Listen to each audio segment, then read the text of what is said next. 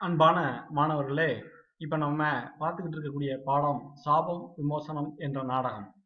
இதில் மு ராமசாமி ஐயா எழுதிய இந்த நாடகத்தினுடைய 4வது பாடத்தை நம்ம பார்ப்போம்.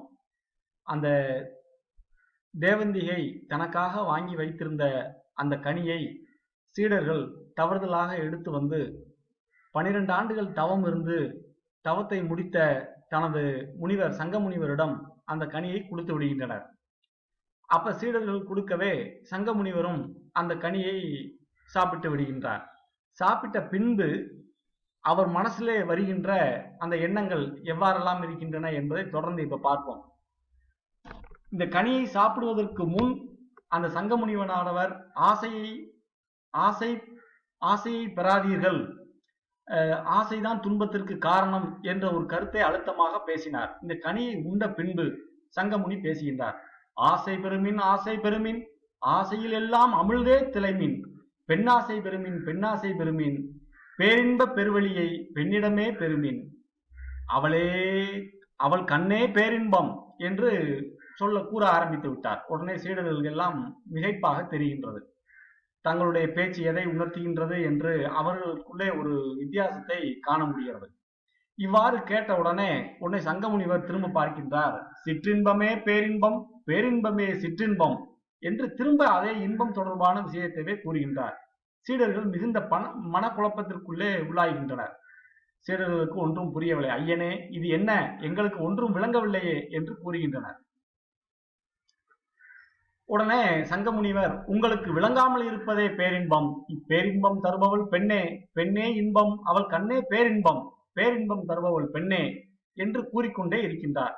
சீடர்கள் கூறுவதை சிறிது கூட அவர் கவனிக்கவில்லை. உடனே சீடர்களுக்கு ஒரே குழப்பமாக இருக்கின்றது.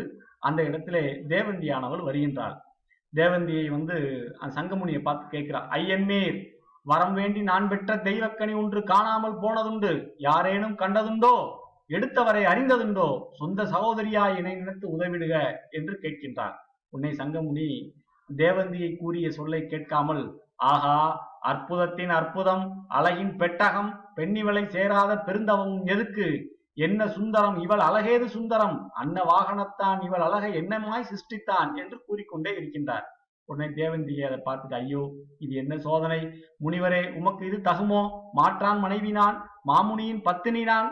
சீடர்களுக்கு இதை பார்த்த உடனே ஒரு குழப்பமாக இருக்கின்றது. எங்களை மன்னிக்க வேண்டுமே என்று தேவந்தியை பார்த்து கேட்கின்றனர் சீடர்கள் எல்லாம். உன்னை சங்கமுனி சொல்கின்றார். ரதியாலோ பார்வதியோ ரம்பா மேனகை ஊர்வசியோ நிதியாலோ நீலக்குயில் நீராடி வந்த மயிலோ.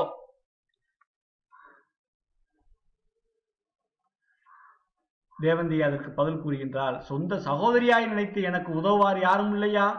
ஐயோ, இது என்ன கொடுமை, பெண்ணனங்கே, பேரழகின் பெட்டகமே, உன்னை அள்ளி எடுக்கவோ அனைத்து மகிழவோ என்று சங்கமுனியினுடைய எண்ணம் அவளை பற்றியே இருந்து கொண்டே இருக்கின்றது. தேவந்தியை கோபத்தோடு சொல்கின்றாள். மூடனே, முனிவர் வடிவில் இருக்கும் அரக்கனே என்று கூறுகின்றார்.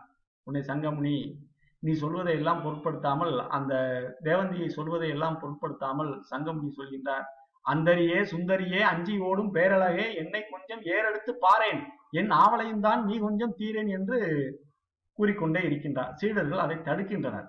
உடனே தேவந்தியை அந்த சங்கமுனிவர் விரட்டுகின்றார். அந்த இடத்தில் அந்த மேடைக்கு இசைக்குழு வருகின்றது. கோபம் கொண்டு துங்கமுனி கொக்கரித்து பற்கடித்து தீப்பற்றி எரிவது போல் திக்கெல்லாம் பதவதைக்க ஆங்கார சத்தமிட்டு அடி போட்டு வாராரே, ஓங்கார சத்தமிட்டு ஓடோடி வாராரே.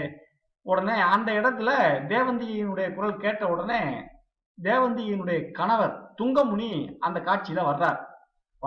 தேவந்தியை, என்ன நடந்தது அப்படி கேட்கிறார். உடனே சங்கமுனி சொல்றாரு. சந்திர ஜூரிய ஜோதியே, இந்த சந்தன சிலை பாதியே, இந்திரன் தோட்டத்தும் உள்ளையே, இவள் இல்லாமல் இனி நானும் இல்லையே, அள்ளுவேன் உயர செல்லுவேன் என்று கூறிக்கொண்டே இருக்கின்றார். உடனே துங்கமுனி, விடடா விடடா என் மனைவியை விடடா, 10 தலை ராவணனும் செத்து போனான் சீதையாலே, விடடா என் மனைவியை விடடா, தேவலோக இந்திரனும் கெட்டு போனான் பெண்ணாலே, விடடா என் மனைவியை விடடா, பாஞ்சாலி சாபத்தாலே பட்டழிந்தான் துரியனும், விடடா என் மனைவியை விடடா. உன்னை சங்கமுனி, விடடா, அட விடடா, அவள் எந்தன் கனிடா ரதிடா, அழகுக்கு அவள் என்றும் ரதிடா, விடடா விடடா விடடா. உன்னை துங்கமுனி சொல்றாரு. தவ வேடம் பூண்ட பதரே, வேடதாரியே, கீழான இச்சை உண்டு தவ வாழ்வில் சேர் பூசிய மூடனே, நாளை சூரியோதயத்தில் எல்லோரும் காணும்படி மலர்ந்தின்றும் பன்றியாக நீ போக கடவாய். உடனே சீடர்கள் எல்லாம் அந்த தேவந்தியினுடைய கணவரான துங்கமுனிவரிடம் ஓடி சென்று, ஐயனே, மாமுனியே, எங்கள் குருநாதர் பிழை பொறுக்க வேண்டும். மனதிற்குள் பிடிபடாத ஏதோ ஒன்று நிகழ்ந்திருக்கிறது. குளக்கரையின் தென் திசையில் தெய்வ மரத்தடியில் ஒரு கனியை கண்டு தெய்வம் குருநாதருக்காக தந்ததாக கருதி அதனை எங்கள் குருநாதருக்கு நாங்கள் தான் தந்தோம். அதன் முன்னே அந்த விபரீதம் நிகழ்ந்தது. எங்களுக்கு ஒன்றும் புரியவில்லை. சகோதரியே, பிழையிருப்பின் எங்களை பொறுக்க வேண்டும். எங்கள் குருநாதரை நாங்கள் திரும்ப பெற வேண்டும் என்று அந்த சீடர்கள் எல்லாம் துங்கமுனிவரிடம் வேண்டுகின்றனர். அதற்கு துங்கமுனி அடுத்த காட்சியாக என்ன செய்கின்றார் என்பதை நம்ம அடுத்த பாடத்துல பார்ப்போம். நன்றி.